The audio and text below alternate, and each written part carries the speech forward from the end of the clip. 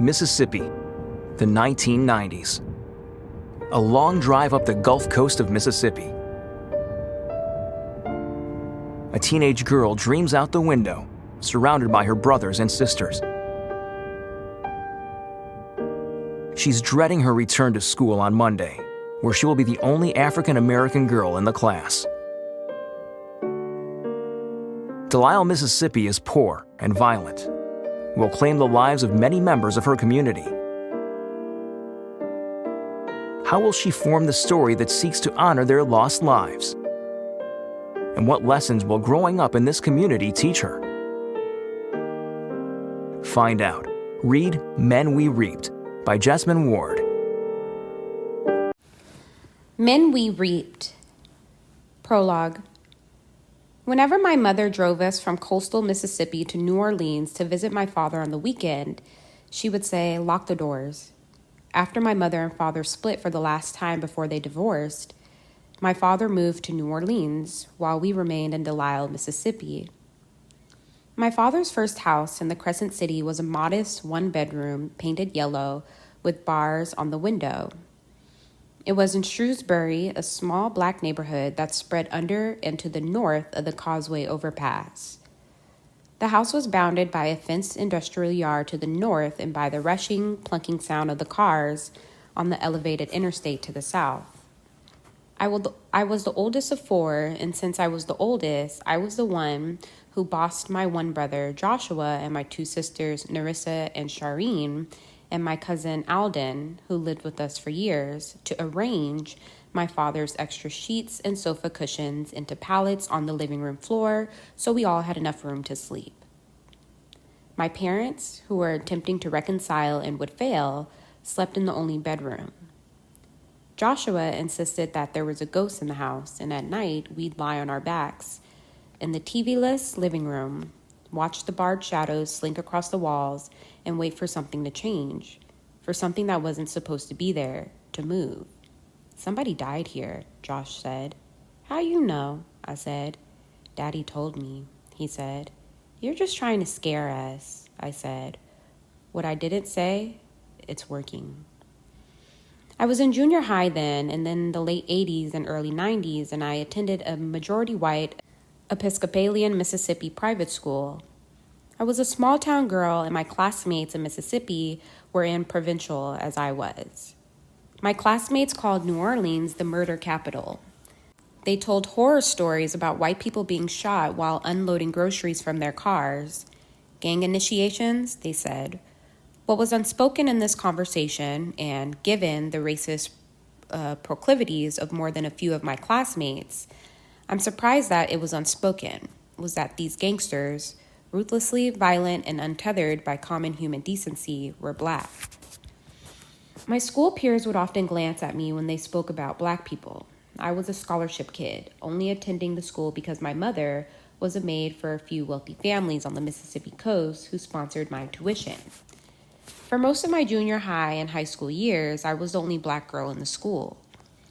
Whenever my classmates spoke about black people or New Orleans and tried to not look at me, but inevitably did, I stared back at them and thought about the young men I knew from New Orleans, my father's half-brothers. Uncle Bookie was our favorite of my father's half-brothers. He and his brothers had spent their lives in the neighborhoods my classmates most feared. Uncle Bookie looked the most like the grandfather I'd barely known, who died of a stroke at age 50. He had a chest like a barrel and his eyes closed when he smiled. On hot days, Uncle Bookie would walk us through Shrewsbury toward the highway in the sky to a ramshackle shotgun house, maroon in my memory, that stood on the corner. The lady who lived in the house sold ice pops out of the back. They were liquid sugar and melted too quickly in the heat. On the walk to her yard, he'd crack jokes, gather more kids, lead us over the melting asphalt like a hood-pied piper. Once our ice pops melted to syrup in their cardboard cups, once Joshua and I had licked the sugar water from our hands and arms, Uncle Bookie would play games with us in the street, kickball, football, and basketball. He laughed when the football hit one of us in the mouth, leaving it sore and swollen. His eyes slit to the thin side of a penny. On some days, he would take us with our father and his pit bull to the park under the highway. There, my father fought his dog against other dogs.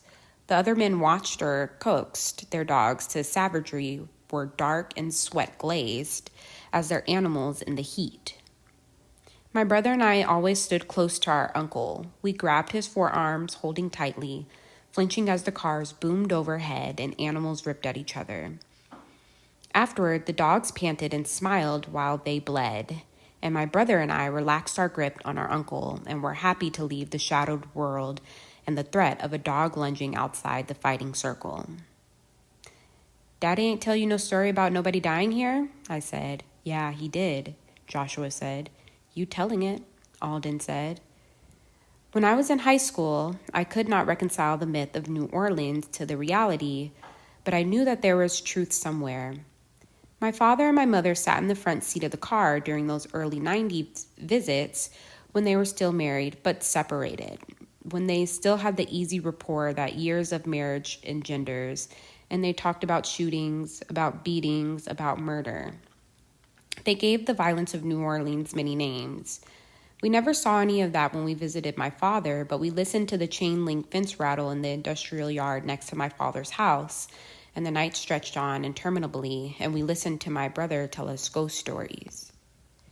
Yet we knew another New Orleans existed. We saw that when we piled into my mother's car and rode past the red brick projects scattered through New Orleans, 2-story buildings with sagging iron balconies, massive old trees standing like sentinels at each side of the buildings, women gesticulating and scratching their heads, small dark children playing angrily, happily, sulking on the broken sidewalks. I eyed the young men through the car window, men in sagging pants with their heads bent down, murmuring, ducking into corner stores that sold po' boys, shrimp, oyster. I wondered what the men were talking about. I wondered who they were. I wondered what their lives were like. I wondered if they were murderers. At night on my father's living room floor, I asked Joshua again, "What'd Daddy say happened?" I said. "Said somebody got shot," Joshua said. "What somebody?" "A man," he said to the ceiling. Shireen burrowed into my side. "Shut up," Narissa said. Alden sighed. When we left my father to go to the home to Delisle, as we did every Sunday, I was sad. We were all sad. I think even my mother, who was trying to make their marriage work, despite the distance and years of infidelity. She'd even been contemplating moving to New Orleans, a city she hated. I missed my father. I didn't want to return to school in Mississippi on Monday morning to walk through the glass doors to the large, fluorescent-lit classrooms, the old desks, my classmates perched on the backs of them, wearing collared shirts and khaki shorts, their legs spread, their eyeliner blue. I didn't want them to look at me after saying something about Black people. Didn't want to have to avert my eyes so they didn't see me studying them, studying the entitlement they wore like another piece of clothing. Our drive home took us through New Orleans east across the Isle Sauvage Bayou, over the gray murmur of Lake Pontchartrain, through the billboards and strip malls of Slidell into Mississippi. We took I-10 past the pine wall of Stennis Space Center, past Bay St. Louis, past Diamond Head to Delisle. Once there, we would have exited the long, pitted highway driven past DuPont, shielded like Stennis behind its wall of pine trees, past the railroad tracks, past the small wooden houses set in small fields and small sandy yards, trees setting the porches in shade. Here, horses stood still in fields, munching grass, seeking cool. Goats chewed fence post.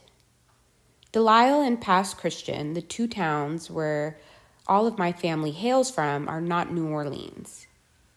Pass Christian squats beside the man-made beach of the Gulf of Mexico alongside Long Beach, the Bay of St. Louis at its back, while Delisle hugs the back of the Bay of St. Louis before spreading away, thinning further up country. The streets of both towns are sleepy through much of the barely bearable summer and through much of the winter, when temperatures hover near freezing. In Delisle, during the summers, there are sometimes crowds on Sundays at the county park because younger people come out to play basketball and play music from their cars. In the spring, the older people gather at the local baseball field where Negro leagues from throughout the South came to play. On Halloween, children still walk or ride on the backs of pickup trucks through their neighborhood from house to trick or treat. On All Saints' Day, families gather around loved ones' graves, bring nylon and canvas folding chairs to sit in after they've cleaned headstones in sandy plots, arranged potted mums, and shared food. They talk into the evening, burn fires, wave away the last of the fall gnats. This is not a murder capital. Most of the Black families in Delisle have lived there as far back as they can remember, including mine. In houses many of them built themselves, these houses, small shotguns and A-frames, were built in waves, the oldest in the 30s by our great-grandparents, the next in the 50s by our grandparents, the next in the 70s and 80s by our parents, who used contractors. These modest houses, ours included, had 2 to 3 bedrooms with gravel and dirt driveways and rabbit hutches and scupadine vineyards in the back. Poor and working class, but proud. There is no public housing at all in Delisle, and the project housing that existed before Hurricane Katrina and Pass Christian consisted of several small red brick duplexes and a few subdivisions with single-family homes which housed some Black people, some Vietnamese. Now, 7 years after Katrina, developers build 2 and 3 bedroom houses up on 15 to 20-foot stilts where this public housing stood, and these houses fill quickly with those still displaced from the storm, or young adults from Pass Christian and Delisle who want to live in their hometown. Hurricane Katrina made that impossible for several years, since it razed most of the housing in Pass Christian and decimated what was closest to the bayou in Delisle. Coming home to Delisle as an adult has been harder for this reason, a concrete one. And then there are abstract reasons too. As Joshua said, when we were kids hunting down ghosts, somebody died here. From 2000 to 2004, 5 Black young men I grew up with died, all violently, in seemingly unrelated deaths. The first was my brother, Joshua, in October 2000. The second was Ronald in December 2002. The third was CJ in January 2004. The fourth was Demond in February 2004. The last was Roger in June 2004. That's a brutal list. In its immediacy and relentlessness, and it's a list that silences people. It silenced me for a long time. To say this is difficult is an understatement. Telling this story is the hardest thing I've ever done, but my ghosts were once people, and I cannot forget them. I cannot forget that when I am walking the streets of Delisle, streets that seem even barer since Katrina, streets that seem even more empty since all these deaths, where instead of hearing my friends or my brother playing music from their cars at the country park, the only sound I hear is a tortured parrot that one of my cousins owned, a parrot that screams so loudly it sounds through the neighborhood, a scream like a wounded child, from a cage so small that the parrot's crest barely clears the top of the cage while its tail brushes the bottom. Sometimes when that parrot screams, sounding its rage and grief, I wonder at my neighborhood silence. I wonder why silence is the sound of our subsumed rage, our accumulated grief. I decide this is not right, that I must give voice to this story. I'm telling you, there's a ghost in here, Joshua said, because this is my story just as it is the story of those lost young men. And because this is my family story, just as it is my community story, it is not straightforward. To tell it, I must tell the story of my town and the history of my community. And then I must revisit each of the 5 young Black men who died, follow them backward in time from Rog's death to Demond's death to CJ's death to Ronald's death to my brother's death. At the same time, I must tell the story forward through time, so between those chapters where my friends and my brother live and speak and breathe again for a few paltry pages. I must write about my family and how I grew up. My hope is that learning something about our lives and the lives of the people in my community will mean that when I get to the heart, where my marches forward through the past and backward from present meet in the middle with my brother's death, I'll understand a bit better why this epidemic happened, about how the history of racism and economic inequality and lapsed public and personal responsibility festered and turned sour and spread here. Hopefully, I'll understand why my brother died while I live, and why I've been saddled with this rotten story. We are in Wolftown. In pictures, some of my ancestors on my mother's and my father's sides are so light-skinned as to look white, and some are so dark the lines of the nose and mouth look silver in the black and white picture. They wear long-sleeved, full white shirts tucked into dark skirts and mudded cotton shirts tucked into loose pants. Inevitably, they stand outside in these pictures, but the backgrounds are so faded, one can see only trees like smoke behind them. None of them smile.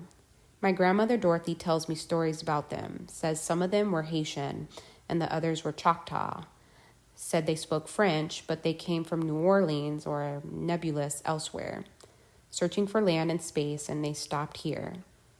Before Delisle was named Delisle, after a French settler, early settlers called it Wolftown. Pine and oak, sweet gum grow in tangles from the north down to the south of the town to Delisle Bayou. The Wolf River, brown and lazy, snakes its way through Delisle, fingers the country and creeks before emptying into the bayou. When people ask me about my hometown, I tell them it was called after a wolf before it was partially tamed and settled. I want to impart something of its wild roots, its early savagery. Calling it Wolftown hints at the wilderness at the heart of it. I want to tell them, but don't. I've seen foxes, small and red and thin-boned, darting along ditches before slipping into woods again. This thing that I saw once was different. It was night, and my friends and I were riding through a part of Delisle that had been previously untouched, a wild tangle of wood that someone had cut a dead-end road into hopes of building a subdivision. The creature loped out of the woods before us, and we startled and shouted, and it looked at us and loped back into the darkness, and it was darkness, colored black, and had a long, fine snout, and it was soundless. This wild thing that looked at us like the intruders that were before we drove away from it were more well-traveled roads, away from that place that was everything but dead end, that place that seemed all beginning, a birthplace, Wolftown. But I am not that eloquent, so I shut my mouth and smile. Most of the people here are kin. It is something that the Black people will talk about among themselves, the way our families intertwine and feed one another, and it is something that white people will speak about among themselves. But it is something that we rarely speak to each other about, even when those on the both sides of the color divide share the same last name. We are conscious of the way bloodlines are so entangled in our community, so much so that back in the early 1900s, adults in Delisle would arrange visits with other communities of mixed-race people in Alabama or Louisiana to match children with marriageable mates to vary the gene pool. Sometimes this worked, and sometimes it didn't. Sometimes the matches the young found were closer to home. Sometimes they were cousins or in other ways had relationships that were taboo. My maternal grandmother, Dorothy, remembers when she was very young before her mother, Mary, and father, Harry, had all of their 12 kids riding in her father's old car to visit relatives farther up in the country, north of Delisle. Harry's father was a dark, rich brown, but his mother was, by all accounts, white, and her sister lived in a cluster of white communities farther north. Harry's children ranged from cinnamon to nutmeg to vanilla, and on that trip north, the children curled in on themselves in the car's rumble seat and rode through the hot, bright Mississippi wilderness under blankets. Harry was light enough to be mistaken for white. While there, the children played inside the house, and when the sun began to set, my great-great-grandmother's sister told her, "Well, it's about time for y'all to be getting down the road." What she said without saying was, "It's not safe for you here. The Klan are here. You should not be caught out on these roads in the dark." So my grandmother and her siblings folded their small bodies in two and hid under the suffocating blanket again. And a seemingly white man and his white mother drove south to Delisle, to the mostly Creole mixed-race community they called home.